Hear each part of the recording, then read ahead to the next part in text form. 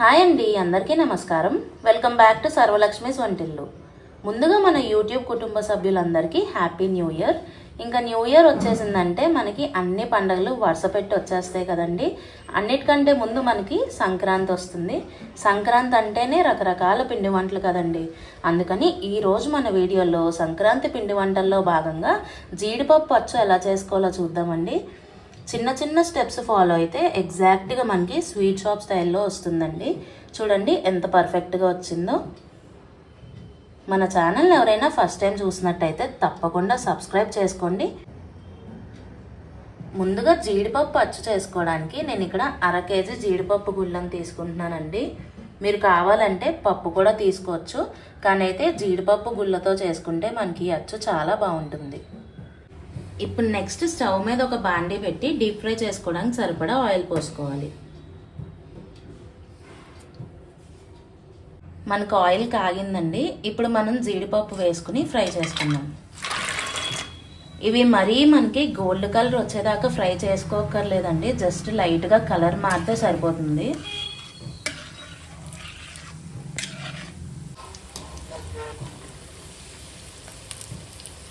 చూడండి ఇలా మనకి లైట్గా కలర్ మారింది కదా, ఇంకేవి తీసేయచ్చు. మిగతా జీడిపప్పును కూడా ఇదే విధంగా ఫ్రై చేసుకుని పెట్టుకుందాం. మీరు కావాలంటే ఈ నూనె ప్లేస్లో నెయ్యి అయినా వేసుకుని ఫ్రై చేసుకోవచ్చు అండి, ఏదైనా బాగానే ఉంటుంది.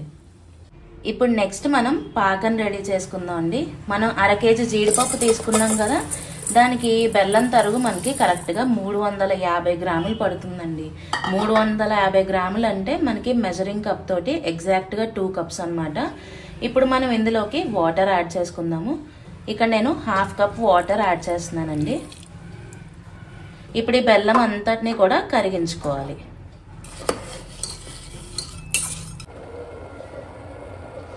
చూడండి బెల్లం మనకి బాగా కరుగుతోంది. ఆల్రెడీ మన ఛానల్లో చాలా రకాల సంక్రాంతి పిండి వంటలు చేశానండి. జంతికలు, గులాబీ పువ్వులు, తొక్కుడు లడ్డు, మరమరాలు ఉండలు, తీపి బూంది, గవ్వలు, పనస పువ్వులు, సున్నుండలు, ఇలాగా కొన్ని రకాల స్వీట్స్, హాట్స్ అయితే చేశానండి. అవన్నీ లింక్స్ కూడా నేను కింద డిస్క్రిప్షన్ బాక్స్లో ఇస్తాను.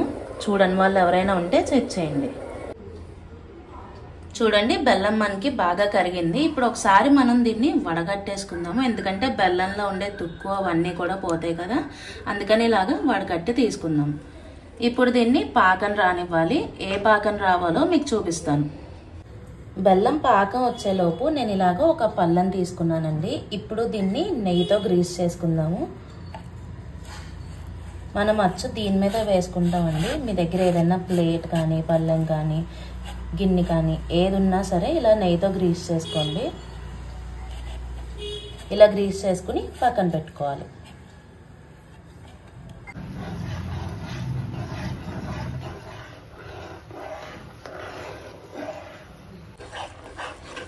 పాకం వచ్చిందో లేదో చెక్ చేద్దామండి. ఒక ప్లేట్లో కొన్ని నీళ్ళు తీసుకుని ఇలాగ కొంచెం బెల్లం పాకం వేయాలి. చూడండి వీడియోలో చూపించిన విధంగా మనకి పాకం అనేది రావాలి. మరీ ఉండపాకం రాకూడదు, అలానే మరీ తీగ పాకం రాకూడదు. ఇలా సాగుతూ ఉంటే మధ్య రకంగా ఇది కరెక్ట్గా మనకి పాకం వచ్చినట్టు. చూసారా, మనకి ఇలా రావాలి. ఇప్పుడు ఇందులోనే ఒక 1/2 టీ స్పూన్ ఇలాచీ పౌడర్ వేస్తున్నానండి. వేసేసి ఒకసారి కలిపేసుకుందాము. ఇక నుంచి మనకి ఫ్లేమ్ లోనే ఉండాలండి, లేదంటే పాకం ఇంకా ముదిరిపోతుంది. చూడండి ఇలా బాగా కలుపుకున్నాం కదా. ఇప్పుడు మనం వేయించి పెట్టుకున్న జీడిపప్పుని ఇందులో వేసేద్దాం. ఒకసారి మొత్తం అంతా కూడా ప్రతి జీడిపప్పుకి పాకం పట్టేలాగా కలుపుకోవాలండి, అందుకని మనకి ఫ్లేమ్ ఆన్లో ఉండాలన్నమాట. చూడండి మొత్తం అంతా కూడా బాగా మిక్స్ చేసుకోవాలి. మనకి ఒక 2 నిమిషాలు ఇలాగా లో ఫ్లేమ్లోనే పెట్టుకుని ఇలా కలుపుకుంటూ ఉండాలి. చూడండి మనకి ఈ విధంగా పాకం పట్టిన తర్వాత ఇంకా స్టవ్ ఆఫ్ చేసుకోవాలి. ఇప్పుడు మనం గ్రీస్ చేసుకున్న ప్లేట్ ఉంది కదా, దాని మీద ఈ జీడిపప్పు అంతా వేసేసుకోవాలి.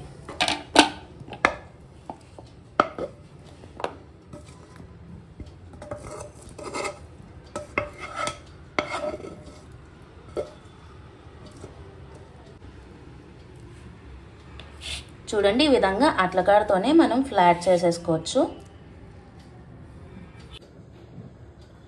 చూడండి ఈ విధంగా మొత్తం అంతా కూడా సమానంగా ఫ్లాట్ చేసుకుని పెట్టుకున్నాను.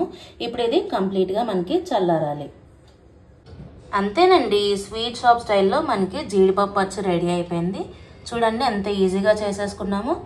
నేను చెప్పిన చిన్న చిన్న స్టెప్స్ అన్నీ ఫాలో చేసుకోండి, మీకు కూడా ఇంతే పర్ఫెక్ట్గా వస్తుంది. మీరు అందరూ కూడా చేసుకుని తిని టేస్ట్ ఎలా కుదిరిందో కామెంట్ సెక్షన్లో చెప్పండి. ఈ వీడియో కనుక నచ్చినట్టయితే లైక్ చేయండి, షేర్ చేయండి, కామెంట్ చేయండి. మరిన్ని వీడియోస్ కోసం మన ఛానల్ తప్పకుండా సబ్స్క్రైబ్ చేసుకోండి. Thank you very much.